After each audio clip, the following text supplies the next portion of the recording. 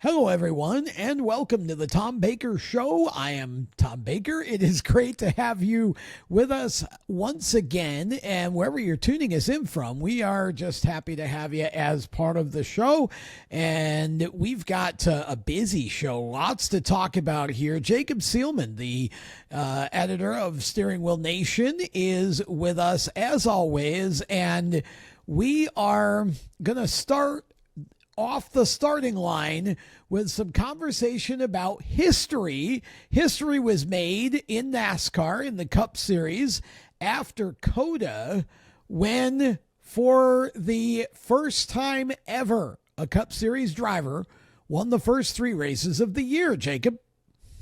See, I'm a stat nerd. I'm a historian. History is fun, which makes what Tyler Reddick did at Circuit of the Americas in Austin, Texas, by definition, fun stuff. And yes, Tyler Reddick and 2311 Racing are, to put it quite simply, on a roll.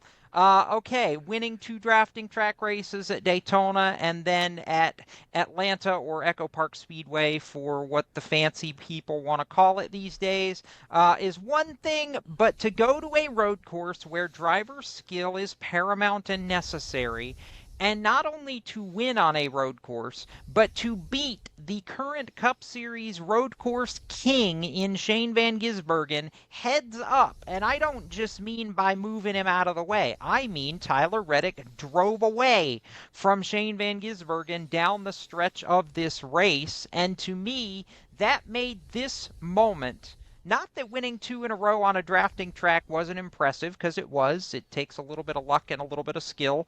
But this took a whole lot of skill and not really much luck other than to be there when the time was right. And Tyler Reddick did just that. I mean, afterwards, Shane Van Gisbergen got out of the car and basically said, look, I got beat, and tipped his cap to Tyler Reddick. So if you're asking me what I make of this, I make a whole lot of this. I make of this that Tyler Reddick is as confident as maybe I've seen him in his entire NASCAR career, going all the way back to the beginning when he was in trucks with BKR and getting mentored by Brad Keselowski, all the way to now. I think last year, not that Tyler Reddick doubted he could do this, but Tyler Reddick had a lot going on in his life a year ago, with family, with his youngest child, the health issues there, and of course the lawsuit noise that was going on behind the scenes. We don't know how that did or didn't affect the drivers in question, but they've put all that behind him, and Tyler Reddick has gotten back on the horse and said, hey, y'all, watch what I can still do, and he's gone and done it. And to me, okay, Daytona, you can call that a fluke in the draft. Atlanta, okay, maybe a fluke in the draft, but it still takes skill to win two races in a row. COTA, if you ain't believing in Tyler Reddick at this point, what's wrong with you? This guy is the guy right now, and I don't care that we're going to a 1 mile oval in Phoenix where Tyler Reddick doesn't have an average finish inside the top 10. I think what he's shown the first 3 weeks, Tom, is that we can throw anything that he's done before now out the window, because this is a new Tyler Reddick, and this is a dangerous Tyler Reddick for the rest of the field. He leads by more than an entire race in points, and we're only 3 races in. Well, okay, first of all, this is simple. Tyler Reddick got rid of the mullet, and he's on a 3-race win streak. It's amazing what a good haircut will do.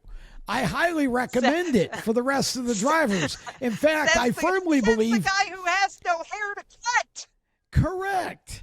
If Ryan Blaney would just shave the mustache, I promise he'd pick up 2/10. Now it's, look at this is, and it's crazy to me. I know some people just do this to start stuff, but there are actually people who believe that this was all part of the settlement, and that somehow they're giving Tyler Reddick a break. I'm thinking to myself, well, gosh, Riley Herbst and Bubba Wallace must be pretty frustrated at this point, right? Because they apparently only gave the cheating stuff to one of the 23-11 teams, though I do believe Tyler and Bubba are 1-2 in the points after three races. So yes, they are. You know, here, look at this was just a perfect setup in my opinion. First of all, Daytona, it's luck. It's luck. It's pure luck. Tyler Reddick wasn't up front all day at Daytona. Tyler Reddick won Daytona because we had a Cole Trickle wreck that he drove through at the end, and he made an amazing series of swerves down the front stretch to end up winning the thing. So you know, we get to Atlanta, it's another drafting track. Now, I'm not diminishing what Tyler Reddick's done at all. I'm just trying to say there's no way this is fixed, so don't be silly, people. Put your tin hats back in the closet until Halloween. What's happened here, honestly, is amazing for Tyler. Now, yes, he's got a big point lead, but here's the thing. If somebody else gets on a heater and gets 2 or 3 in a row that's close in the standings, they can eat that gap up fairly quickly. There's still a lot of races left. And I think what we're seeing here, Jacob, is the first little sort of side benefit of the new point system, because it's the winner's differential that's gotten Tyler this big advantage, right?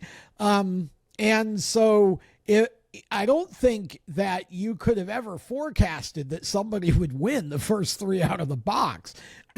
Winning 3 cup races is not unusual. Chris Bell did it last year. Many people have won 3 in a row. Sure. But winning the first 3 is just a crazy confluence of circumstances, and it's put Tyler Reddick in a situation where under the old point system of last year, he wouldn't have nearly the advantage he has now. Correct. But this year, you're kind of in a situation where if he can just maintain pace, even if he has a couple bad races, he's probably going to finish in the top 3 to 5 in the regular season standings. And so, you know, this is a team that certainly is off to a good start. Having said that, though, we now go to a series of tracks coming up that are obviously quite different from the tracks we just left. You know, I mean, Phoenix is going to be a very different kind of race. And so you introduce guys back into the picture like Denny Hamlin, for example, who, you know, hasn't had a fantastic start. And you know, the Penske cars. So, you know, I don't know that this is really a long-term indicator that Tyler Reddick's going to dominate the season, but I do think it's given him enough of a cushion that at least as long as they can maintain good pace and get just a series of top 10 finishes going, he's going to be just fine all the way through the season, as long as they don't have a really bad run of races. Can I give a side note shout out, by the way, if we're looking at the early season point standings, to Spire Motorsports, and not because we're going to talk about drama with them later on in the show, but right now because all 3 of their race cars are inside the top 10 in the point standings after 3 races, at 7th for Daniel Suarez, 9th for Michael McDowell, and 10th for Carson Hocevar. That was one of those where I wasn't even going to bring it up at first until my eyes just happened to look down the point sheet and kind of gravitated to all the 7s and realized, oh, hello, Spire. You guys are in a good spot right now. Yeah, I mean, Spire, they've had a good start. Look, McDowell has definitely run well. In fact, the race I thought he would run well at was Coda. And he did. He finished top 5. He did, but he did. I actually thought he would contend. I thought he would be, up in the top 2 or 3. He really was never a factor for the win, but he did have a good run. Carson Hocevar probably should have had a win already, and of course Daniel Suarez has been a bit of a pleasant surprise in the 7. Yep. I'm not sure anybody expected that out of the box from him, but. Yeah, Spire again. See with this new point system that we have, it rewards consistency. So this is where you get a team like a McDowell's team or any of the three Spire teams. Really, you get a team that can just consistently knock out top tens, and they're going to get rewarded in the long run because as long as they don't have too many bad days. You get one of these three teams that goes out, wins a race or two, and suddenly they're right in the fight.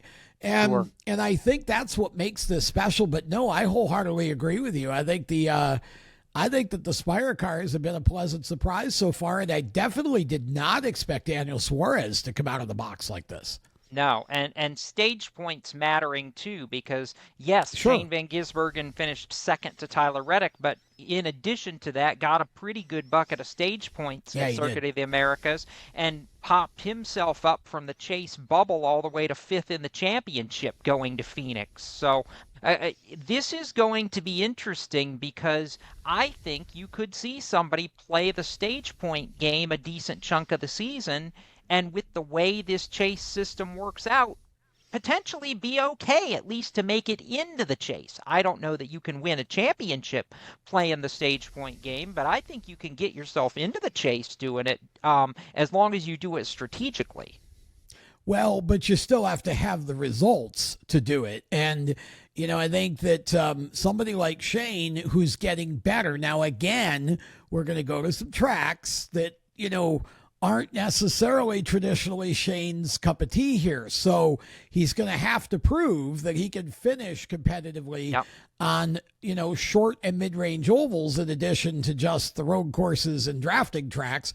But he's certainly off to a good start. And as far as the stage points go to that point, I think you are going to see some people as the season goes on start really playing some interesting strategies to get those stage points. Yeah. Because I think in this format, the stage points are even more important than they were in the previous format because it's going to keep everybody a lot closer, which means if you to get the biggest advantage and give yourself the best shot, those stage points are going to be as critical as the results points. So, Exactly. Yeah, I totally agree with you on that one. Turning our focus to bullet number 2 on the starting line, the NASCAR Craftsman Truck Series headed to the streets of St. Petersburg to join the Firestone Grand Prix of St. Petersburg for the NTT IndyCar Series and Indy Next, the artist formerly known as Indy Lights. For that event weekend was where I was trying to get to. I was pleased to see Nikita Johnson win the Indy Next race as a native Floridian. That was cool and drove a masterful race to do it. Alex Palou did Alex Palou things, no surprise there. 28th to 1st, however, in the truck race for Lane Riggs was absolutely not on my bingo card going into that one. And I'm curious, number one, are you and I in agreement that we want the Truck Series to go back to St. Petersburg next year? Because I wasn't sure going into this race, but after seeing it, sign me up for another one of those in 12 months or sooner, because I was thoroughly entertained. Oh, it was easily the best race of the weekend. I thought the truck race I thought it was better than every other race at either, St. Pete or Coda, to be honest. I thought the truck race was the highlight of the weekend. Pleasant surprise. Never saw that coming, mostly because most of the truck drivers really did a great job of not being silly. They didn't overdrive. And it's interesting because Brent Cruz, who's a rookie this year in the O'Reilly Series, made an interesting point about street course racing. He said, here's the thing. He said, I like street courses because if you can run a street course well, you will run the rest of the road courses better as well. And he said the reason for that is simply this. It's because they're about this wide. And if you miss by a little, you're going to hit something, right? Yeah. So he feels like it teaches you to be more precise and a little bit more, Disciplined. finesse-driven, disciplined, yeah, not quite as aggressive. And what we saw with the truck series at COTA that I just didn't expect we'd see At is St. Pete. Or sorry, St. Pete, my bad. All of these guys, for the most part, really kind of manage themselves well. And Lane Riggs, who has virtually no road racing experience whatsoever, except for a race or two last year in the truck, he's a Southern late model boy. Yeah. And he went out and showed them all the short way around and ends up winning the thing, going from back to front. And, I think that really says a lot for how that race played out.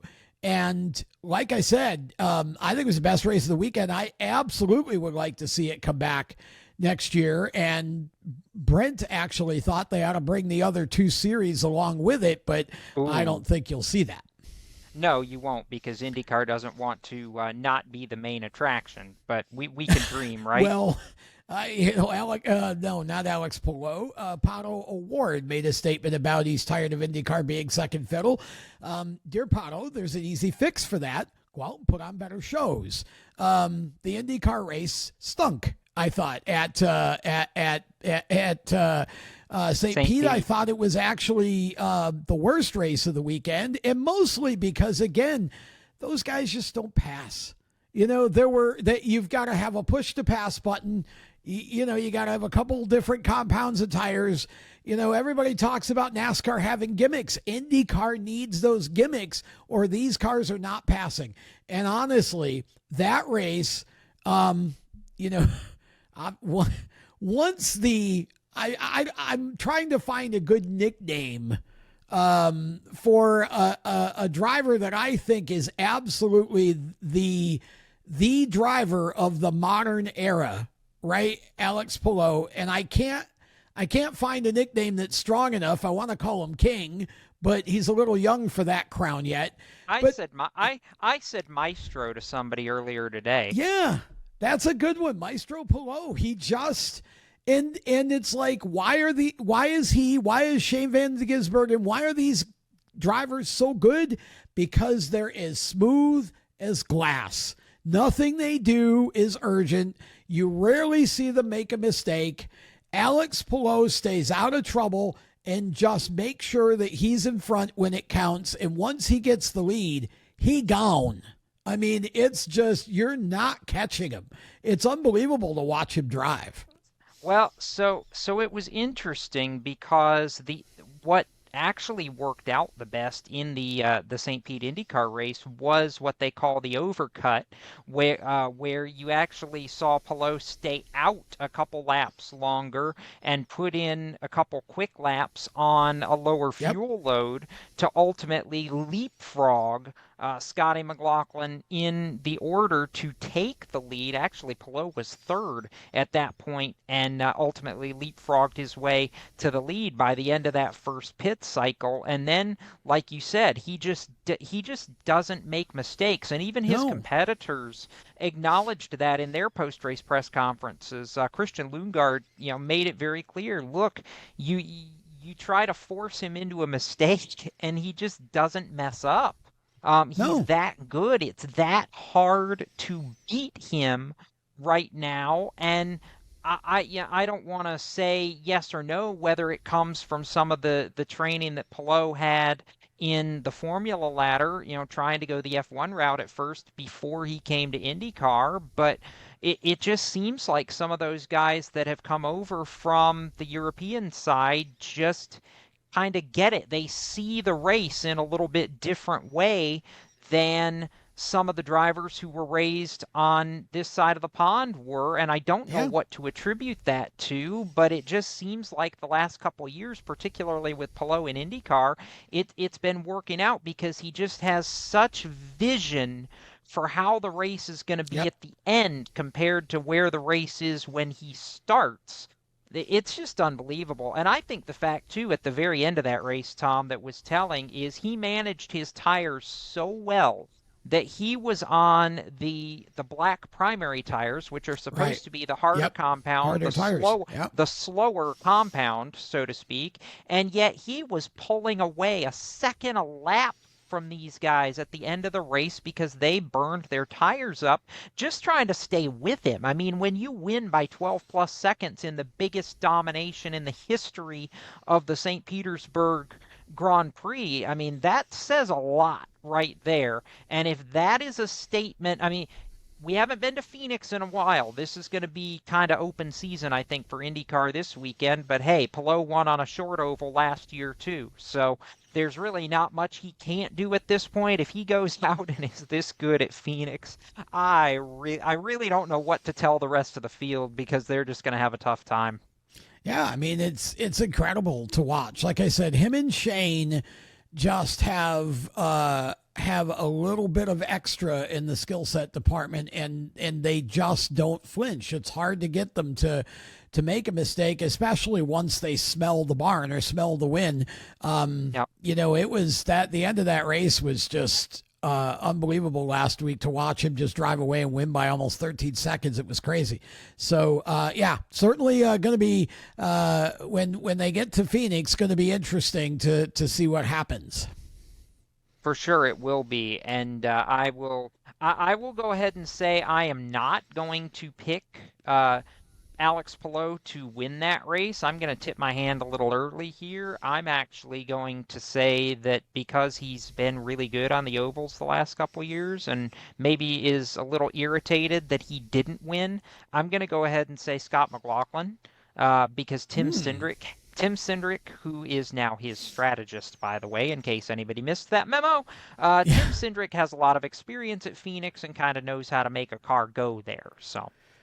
Well, we'll find out. I'm going to go with the kid. I think David Malukas is a driver to watch. He's good on the short ovals and in a Penske car now. So watch for Malukas. We'll, of course, have all the scuttlebutt from Phoenix on the next show.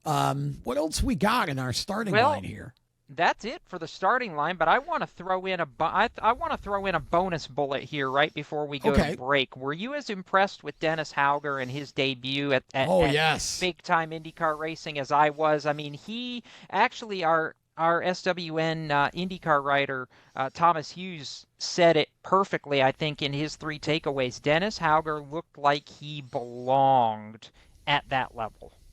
Yeah, he certainly did a good job. And the stage gets much bigger when you go from AAA to the pros, right? Which is really what Indy Next is, or the O'Reilly Series of NASCAR is. When you go to that level, it's big time. And, you know, I thought he just went out. He didn't give a lot of reason for anybody to talk about him, and that's a good thing. He just ran steady all day long. And he made a Dale Coyne car look really, really competitive. Actually, both he and Romain Grosjean did. Both team cars did a great, great job. Yeah, I agree. And final storyline going into Phoenix is, you know, Michael Schumacher. Let's try Mick Schumacher. And because he didn't even get a full lap at St. Pete through no fault of his own, by the way. No, Stingray Rob just went straight in the corner and basically took out Ferrucci and Schumacher. So we didn't get to see anything of Mick Schumacher, and hopefully that will change as we get into Phoenix. I'd like to see a nice, clean race from him. We will be back with more of the show right after this. For race fans across the United States, GetInTheStands.com is the place to find racetracks where you live and where you're traveling. Just go to GetInTheStands.com and enter your location. You'll see the tracks within 100 miles of that point, either as a list or on a map. GetInTheStands.com is 100% free to use and mobile friendly. So whether you're on a computer, a tablet, or on your phone, there's no need to download an app. To find racetracks across the United States, open your web browser and head to GetInTheStands.com. GetInTheStands.com, your racetrack directory.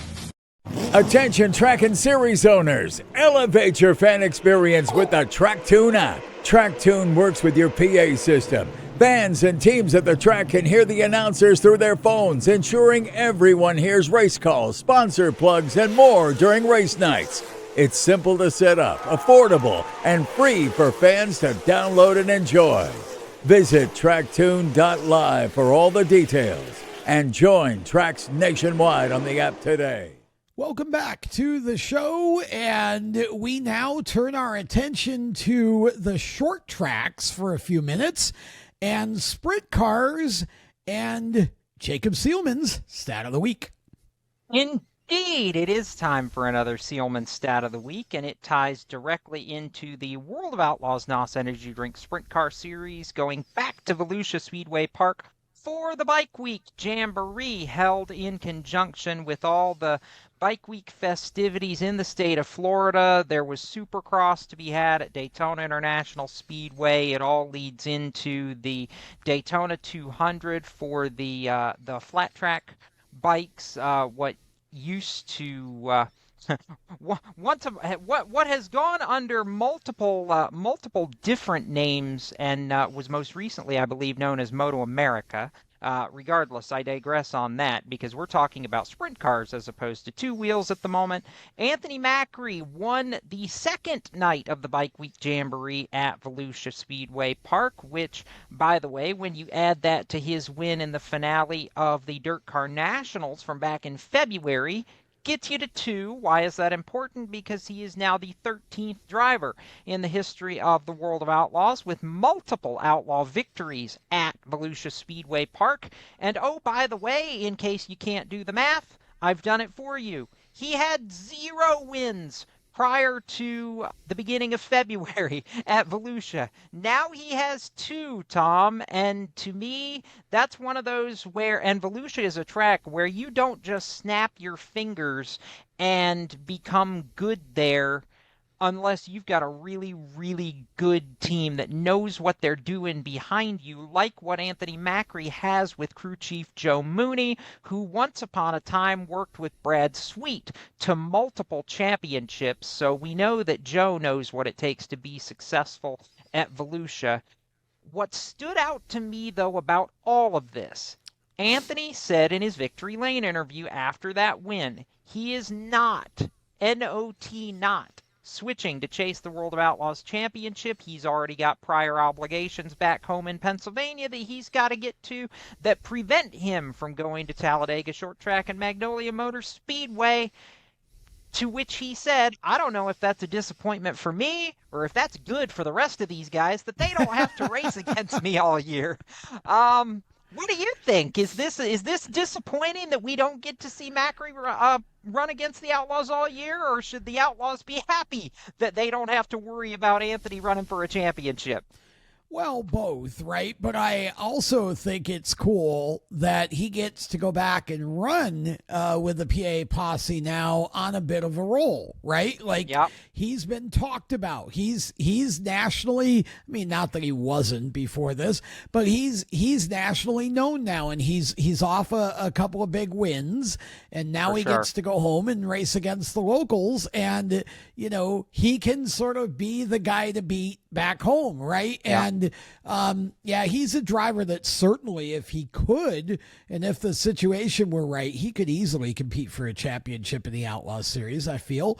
But he might one day. I don't think he's ever outright. I don't think Anthony's ever outright said he doesn't want to one day. Just that right now isn't the right time for that with the program that they've got. Right. Yeah, just not this year. But it's great to see him off to a good start. And really, honestly, again, both races at Volusia were super strong for the sprint cars. And we had yet another first-time winner. That we did, which kind of gets me going to familiar faces in new places, and the fact that they have been really, really good really, really quickly. If you remember back about a month ago, we talked on this show about Spencer Baston winning in his first race out with Stenhouse Jr. Marshall Racing, the team that Sheldon Haudenschild left to go to KCP Racing, which is where he is now, the 18 car owned by Matt Barbara. Sheldon and crew chief Kyle Ripper, who is also Sheldon's cousin, by the way, for those that had never heard that mentioned, they only took 4 races to get in victory lane together. Sheldon, though he got a little bit of a mulligan in the first night of the Bike Week Jamboree, I will admit, but he leads all 25 laps by the box score to go to victory lane for KCP, put them back in victory lane for the first time in a bit. And I'll be honest, he looked much like the Sheldon Haudenschild I think that we've come to know, and really the Sheldon that ended last year with a win late in the season and a little bit of momentum going into the new year. So I think, to me, this is both Sheldon and Spencer over the past 5 weeks saying, yeah, we're okay. We know how to do this. Don't forget about us. Do you make that of the fact that both of them have been able? Yes, I know we've run 5 races. They're all at Volusia, but Volusia's not an easy track to win at, like I said. Do you think these two are going to be all right as we kind of get off the Florida porch and head elsewhere this year? Yeah, sure. I do. Absolutely. I also think that Volusia isn't necessarily a strong indicator because it's so unique among all the tracks on the schedule. Fair. Of who exactly is going to be at the front. But yes, I think, in addition to Sheldon being okay and the team being okay, I think the World of Outlaws are going to be okay this year, honestly. I think there's the shell game that we all played over the winter of, moving drivers and crew chiefs around, has produced sort of some fresh, attitudes, I think. And, it's going to I think there's going to be great competition all year long in the Outlaws. I don't think there's one team that's going to just run away with this. I really don't. I think this is going to be a bit of a dogfight, and I hope it is, because I think it's been a while since we've had this much potential for, a multitude of cars to be strong throughout the year and make the championship into a 4, 5, 6 car chase. Absolutely. I think it's going to be a lot of fun. I think it will be too. And just for a little bit of context here, if you're looking back, yes, we're only 5 races in of about 80 if we get them all in without rainouts. But if you look back through the top 10, right now the top 10 are only separated by 82 points, which is less than one full feature. Yeah. And if you're keeping score, 14, 15, 16 different drivers have earned at least one top 10 finish in those first 5 races. Good parity. I like that. I don't think, like you said, it necessarily tells us everything. I think the big thing that I would raise my eyebrows and be a little nervous about is all the mechanical issues that we saw out of the 83 team of Buddy Kofoid on the final night at Volusia that forced them, actually, not only did they take a DNS for the feature, but because they presented the car and then failed to start, they actually burned one of their provisionals, and they will only have one more until we get to the midway point of the season. So that team has a little less breathing room for something to go wrong than what you'd like if you want to be a driver contending for a championship. Now, that's not to say that Buddy can't be just fine. I mean, it's very rare for the Roth team to have that kind of an off night, but it does happen. He sits now 46, I think, points out of the championship lead, and if David Gravel's been any indication over the past few years, you're going to have to make those up in little teeny claw marks instead of chomping a whole bunch of them right at once, because that 2 crew just doesn't have off nights. Well, that's true, but again, it's 5 races in. I would rather see that hiccup happen at Volusia in this early part of the year than I would to see it happen in May or June.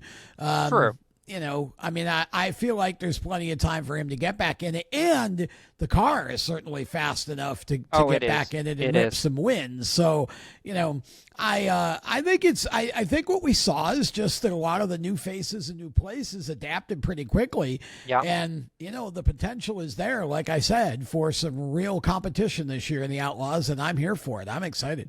I'm going to add one to that list real fast. In a new face to the Outlaw Tour, but a second-year driver with Shark Racing in Ashton Torgerson, who came out of the micro and midget ranks, Tom, and before this was most known for his incident at the Chili Bowl that almost seriously injured him and could have ended his career. He's put all that behind him, though, very well and nicely. Flat drove past David Gravel to run second, and has 3 top 10s and top 10 in the standings, leaving Volusia as well. So I'm thinking, and I'll let you get a break in here, but I'm thinking that Ashton Torgerson could be one to stir the drink. Oh, I think so for sure. That is one competitive young man, and he's full of talent. Yeah, it's like I said, this has the chance to be a really fun World of Outlaws series this year, and I'm looking forward to it. With that, we're going to take a break. Much more of the show coming up right after this.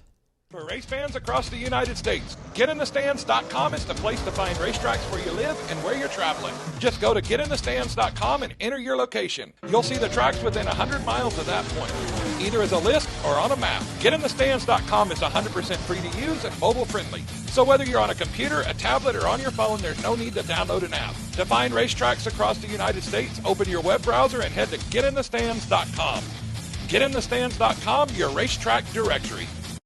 Attention track and series owners, elevate your fan experience with the TrackTune app. TrackTune works with your PA system. Fans and teams at the track can hear the announcers through their phones, ensuring everyone hears race calls, sponsor plugs, and more during race nights. It's simple to set up, affordable, and free for fans to download and enjoy.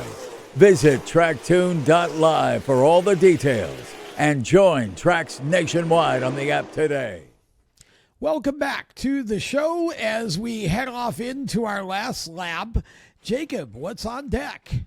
Well, the Smart Mods are on deck first, or actually I guess they're coming off the deck at Florence Motor Speedway because they held their opener where Brandon Ward went to victory lane. Perhaps no surprise, short track ace in the South over the years in both mods and late models for a time. Brandon beat Jack Baldwin, Danny Bone, Joey Brown, Ryan Newman to win the Zach Brewer Memorial. How about Newman getting a top 5 finish in that one? We had Hermie Sadler back in the field. His brother Elliot's going to run this year in a Smart Mod.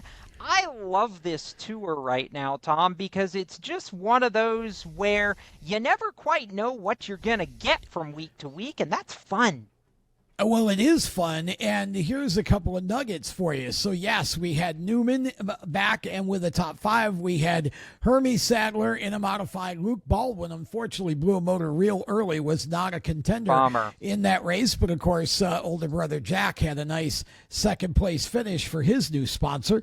What's interesting here is that the car that Hermie drove, the car that Elliot's driving, that's a bit of an all-star car. And it's interesting because there are some names being pondered for competition in that all-star car as the season moves on. And one of the wild rumors that I've heard, and I would find this a little bit of a stretch, but I think it'd be great if it happened. How about Steve Park making a return behind the wheel of a modified? Now, again, that's pure rumor. I don't want to categorize it as otherwise, but I think you're going to see some really interesting names in that car, which is basically a team car to the car that Luke Baldwin runs. Yep.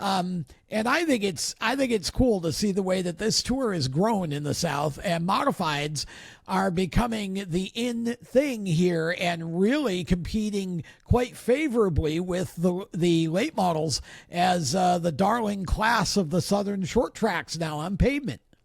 Connor Hall, by the way, is going to jump in that all-star car at Anderson Motor Speedway, the former NASCAR Local Racing Series national champion when he was driving for Junior Motorsports. So good to see Connor getting an opportunity there. Speaking of Junior Motorsports, by the way, nice segue, Caden Quapple winning the Cars late model stock tour opener at Southern National Motorsports Park in Kenley. Mason Walters winning the pro late model portion of that event after a late pass of Keelan Harvick. But Caden was the star of the show. Doug Barnes left irritated. There's a lot going on in that race. I think the short answer is, can Caden go back-to-back? I'd say absolutely, Tom, but I think there's going to be a whole lot of people gunning for him.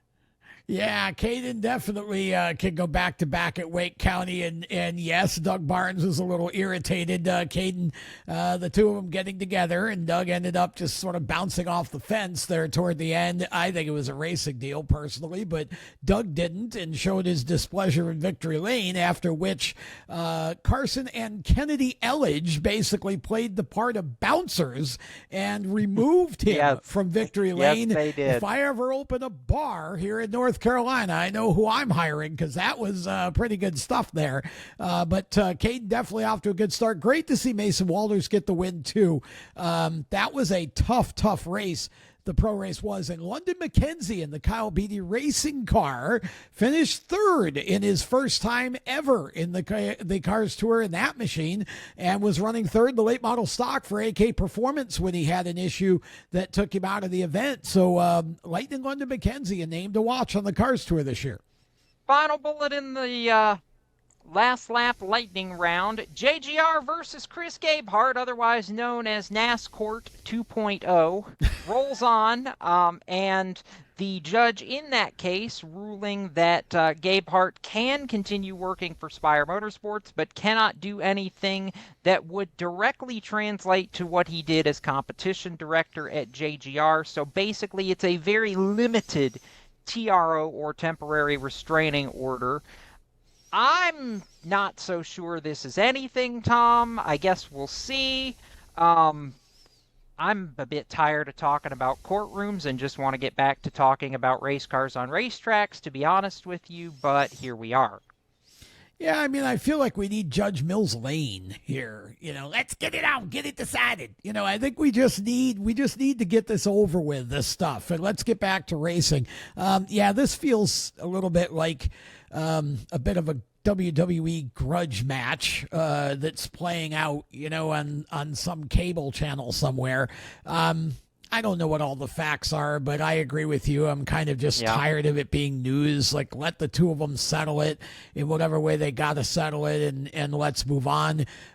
Chris Gabehart at this point is working for Spire, and I think he's very top level there, and not so much in the weeds as he was with JGR. So I don't really think that this whole situation in terms of the restraining order makes a lot of difference in what he was going to do anyway, but we'll just have to wait and see how it all gets settled out. Like I was saying earlier, there's certainly no bad mojo going at Spire Motorsports right now, at least on the Cup side, really on the truck side either. Kyle Busch won a truck race for them. All three Cup cars are running really well. So if I'm Jeff Dickerson and Spire Motorsports, I'm pretty pleased at where we're sitting right now after 3 weeks of the season. I agree, 100%. I mean, it's really been a good start to the year for Spire Motorsports, so I'm looking forward to seeing where it goes from here. And, of course, we'll keep everybody updated on how this all plays out. And with that, we bring to a close another episode of The Tom Baker Show. For more great content, exclusive content even, steeringwheelnation.com. And, of course, on the social channels, it's at The Wheel Nation, Facebook, X, and Instagram. You can find Jacob on the X at Jacob Seelman 77. I am at the SWN Tom on X, and that is the place to find me as well. And of course, don't forget our 24/7, 365 Steering Wheel Nation streaming channel on POWERTube TV's platform. Tom Baker shows all day long. So long, everybody.